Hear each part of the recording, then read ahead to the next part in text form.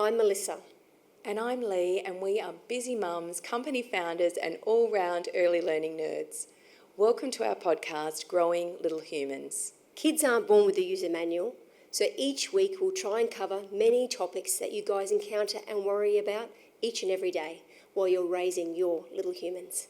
Amadu Jorge is a seasoned professor of Brazilian Jiu-Jitsu and a third Dan black belt under the guidance of Mahmoud Ferreira. He owns and leads Nest Brazilian Jiu-Jitsu in Abu Dhabi, where he is dedicated to teaching and cultivating talent within the BJJ community.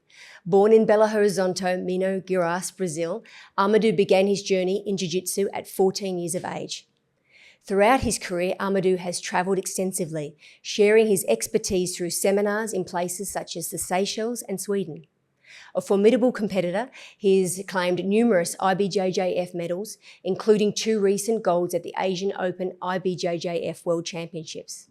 As a coach, Amadu has guided multiple champions, including 7 World Pro Champions, 6 Asian Open IBJJF champions, and 3 European IBJJF champions. Known for his passionate approach to teaching, Amadu describes himself as living the dream by imparting his knowledge and love for Jiu-Jitsu to practitioners worldwide. So, I'm so excited to have you here today, Amadu. Amadu is actually my personal Jiu-Jitsu professor, so I'm so thrilled to have you here today on the Growing Little Humans podcast. Yeah, thanks for inviting. It's exciting, weird and nice at the same time, be in front of the camera, but let's do it. Let's roll. These are our usual conversations, but just now on camera. So fantastic. Yeah. So let's just jump right in for our listeners. And can you tell me a little bit about Brazilian Jiu-Jitsu and how it's different from the other martial arts? So Brazilian Jiu-Jitsu is is an art where based on leverage, right? Where it allows the weak to face the giant. Let's say that. Mm-hmm. So where I think that's one of the tools of success of the sport.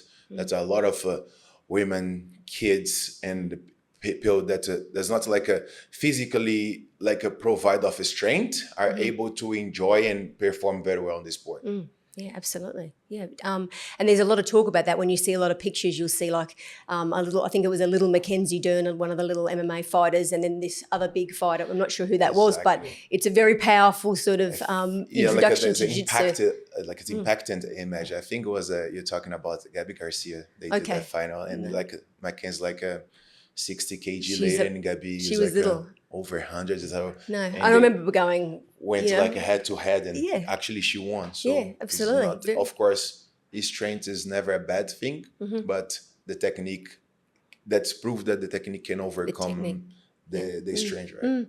So when we're talking about for little ones, what is the ideal age for children to start Jiu-Jitsu? So the age, doesn't exist a perfect age. I would say gonna be around 4 years old, where kids start to have that basic understanding, or try to be reactive of instruction and listen to. Mm-hmm. But all the kids are different, right? Some of them, as I experienced myself at the gym, kids with 3 years old that can respond and be more reactive to instructions than 5 years, 6 years old. I think goes a lot of how they think, how the kids is that's how I mentioned. You put a age to start, mm-hmm. where you believe where the kids start to have that understanding, or at least be reactive of stop, or that's water time, mm-hmm. and things like that. Mm-hmm. But a lot of times I got surprised that we brought kids along that even younger, but they went really well among the group, so we kept them in. So just it's hard to tell this age, what is a set time? Yeah, but nowadays being a specialized class, they call most of the place called a baby class, where they start kids for 2 to 4 years old. Wow. But it's it's a very cute specific of work with them, mm-hmm. because mm-hmm. they understand is not that it's low, but they don't have that cognitive mm-hmm. yet. So yes, but it can be done. Yeah, I think a lot of the time as well, if there is a second sibling, they might see their brother or their sister doing jiu-jitsu, and then that sort of spikes interest for them, and they want to go out there and have a play and a wrestle. Sure. That's definitely what happened with Saxton, my second child. So I know that when I speak to a lot of parents, because I tell everyone about it, jiu-jitsu. I love it. My kids love it. We go together. It's great. A lot of parents are concerned about the physicality of the sport. So what would you say to mums and dads that are saying, we'd love them to do it, but we're concerned, that they're going to get injured? I think the sport itself is already like made off for that to approach and deal with the person on the weak spot, let's say. But that goes about like find a place where we're gonna give them the right instruction. Let's say when I mean instruction, not only the technically aspect of it, but with the age groups, is not everyone belongs on the same bowl. So Yes. you need to have like age groups, for example. Yeah. That's gonna be a good way to start them, like to feel the perks are the same, like they're like, even if you see the difference between kids, putting them, of course you can track like let's say a gap of age that would be a similar age group.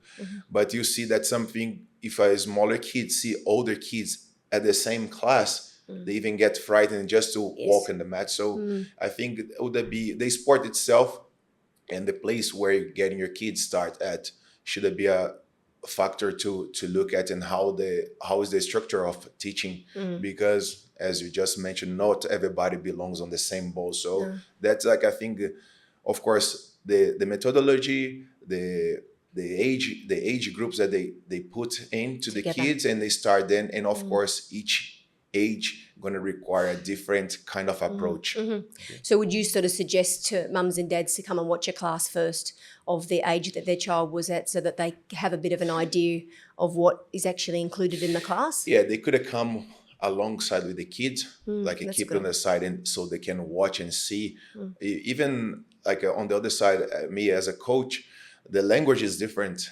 Like for example, we cannot break down a technique for a kid that 3 years old for a teenager, because the perceptions and the way that they can like absorb is way different. Like with the kids, we try to be more straightforward, like give them like let's say 3 steps. That's step number directions. 1, step number 2, step number 3. So then don't get lost on if you refine too much, you go over details. Yes. The kids, like, kids you just like lose their attention like very quick. So you break it down in a way that you don't want the perfection of the move. You just want to make them able to perform a movement, right? So it's like the way that you perceive, and you want to get back for a kid that's 3 years old or a kid that's 12 years old, is a completely different thing.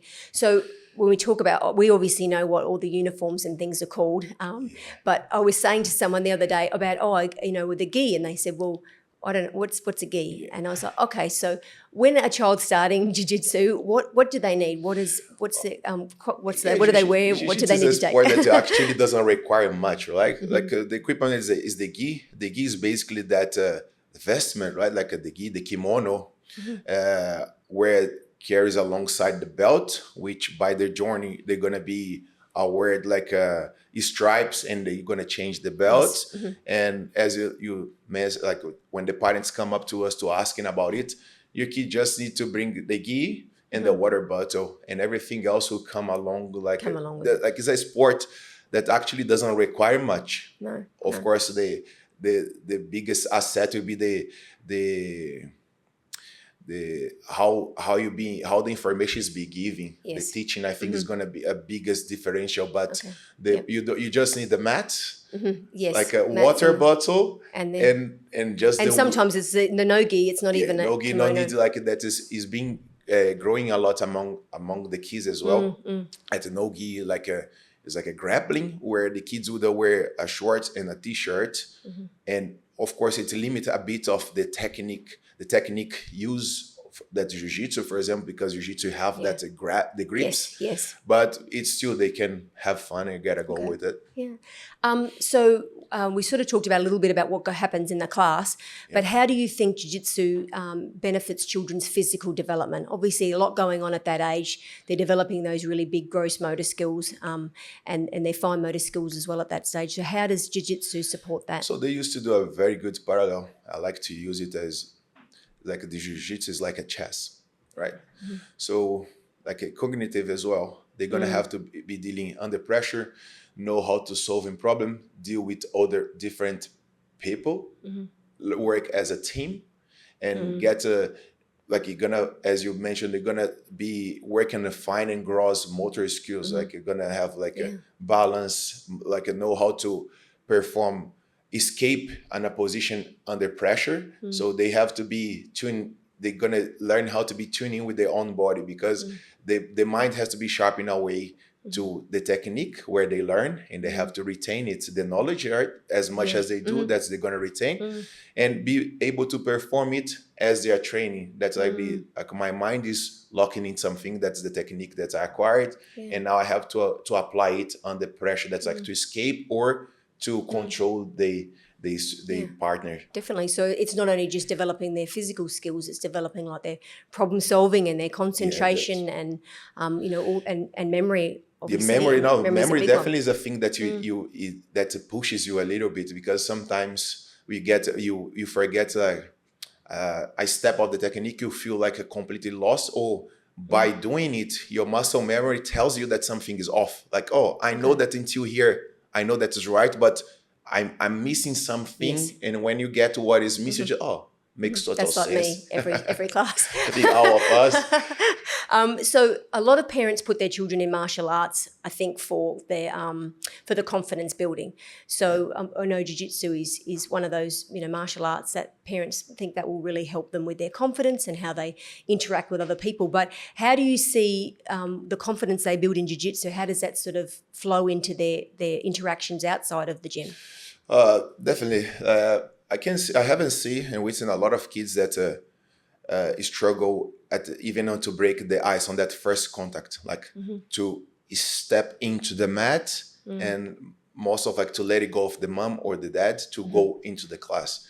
And after a couple of let's say after a couple of weeks, for example, that's one thing that I do myself. I made the kids introduce themselves to the other kids, and that's like a very, how to say, common thing, right? In an adult teenager life, you're always gonna like introduce yourself to somebody, and the kids, like, they are hesitant to shake hand with the other person, and you see like how small things, like you're talking about that something after we are adults, something that you don't mind who is it, you're always gonna introduce yourself, and the kids, like, they're like terrified of just shake hand, and when they get the handshake, sometimes they start to they still looking down. I say, no, you look at the person's face when you tell your name, ask their name, how old are they, and like that's like is an icebreaker, because like you see that the kids, they're not used to that. So I think they start to build the confidence to that. They, like, some of them, you see that they're very like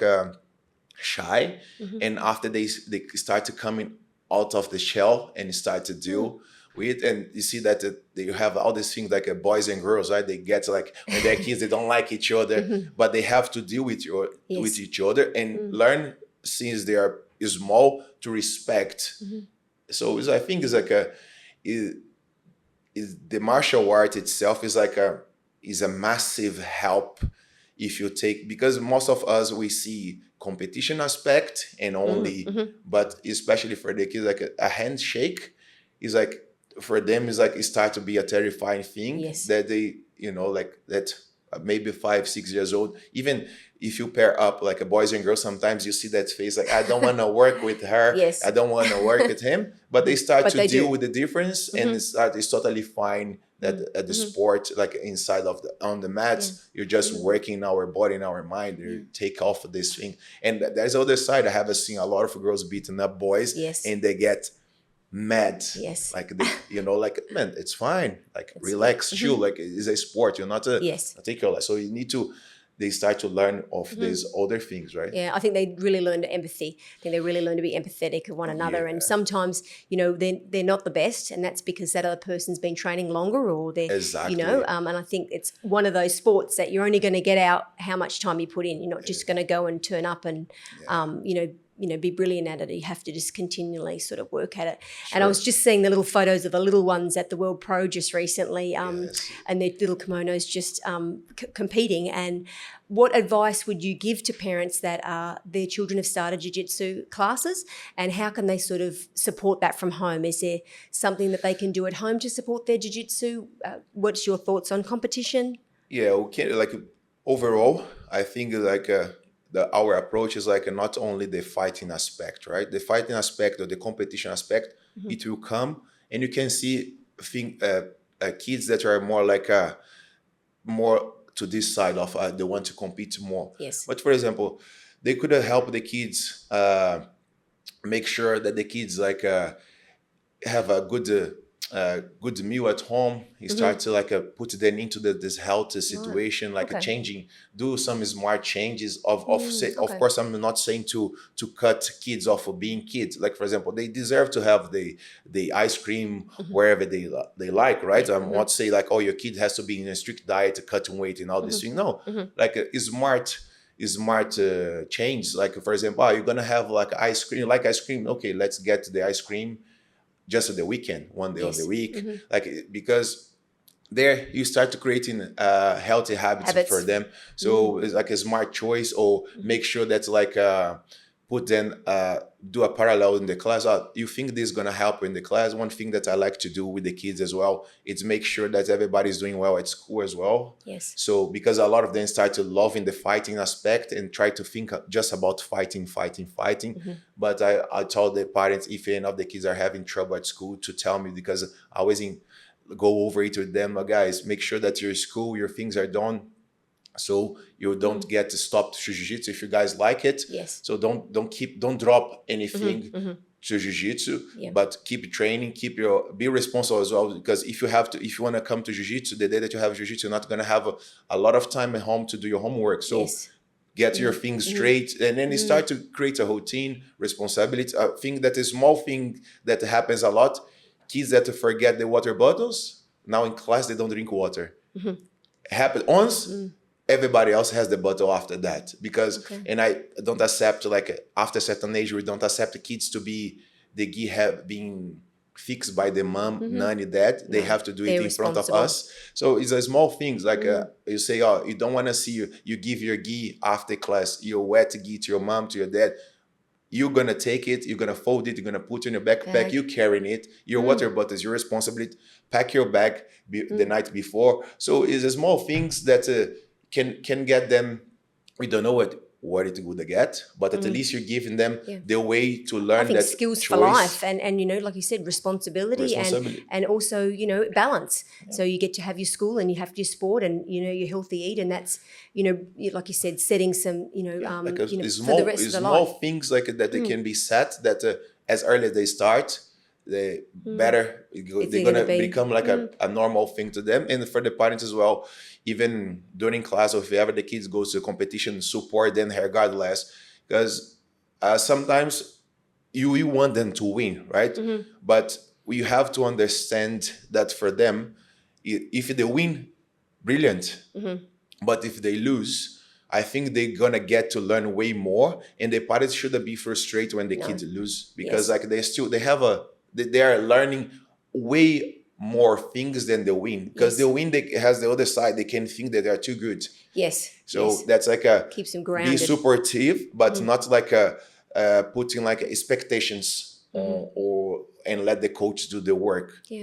Absolutely. So there's nothing much like it's like a daily basis thing that's going to be helpful to them, and these smart choices, and make them sure that they start to get used since they're young with the good things, and say that there is nothing wrong to have your ice cream, your popcorn on the weekends. But another thing as well, you see some kids has a lot of like time on the screen time. So that's one thing that you've been using, battling a lot. Like classes, you see kids coming, the phone, there's not allowed phone on the mats. You try to the parents, tell them parents to do a smarter choice. Some of the parents look for us to take the kids out of the iPads and the video games as well. So Yeah. it's a No, win-win definitely. situation. Yeah, absolutely.